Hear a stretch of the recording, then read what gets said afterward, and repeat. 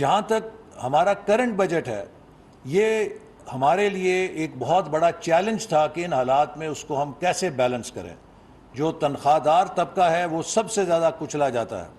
لیکن اس بجٹ میں ٹیکس جو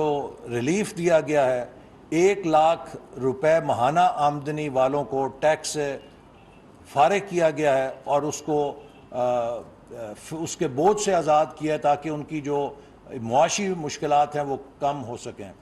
اسی طرح اس بجٹ میں ایگریکلچر کے شعبے کو ہم نے ٹارگٹ کیا ہے، اور اگرچہ اس کے اوپر کچھ ہمارے حلقوں کو اعتراض ہیں کہ آپ ایگزیمشنز کیوں دے رہے ہیں، لیکن ہم اسے کنٹیسٹ کر رہے ہیں۔ ٹریکٹرز کے اوپر، امپلیمنٹس کے اوپر، اور جو سیڈز ہیں، ہماری پیداواری صلاحیت گھٹ رہی ہے اور ہمیں ہائی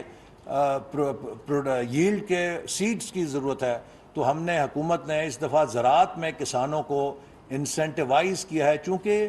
زراعت وہ شعبہ ہے جو 6 مہینے میں ریٹرن دے دیتا ہے۔ آپ انڈسٹری لگاتے ہیں، اس کا بریک ایون 3 سالوں میں ہوگا، 5 سالوں میں ہوگا۔ زراعت میں آج آپ انسینٹیو دیں گے، 6 مہینے میں آپ اس کا ریٹرن لے سکتے ہیں۔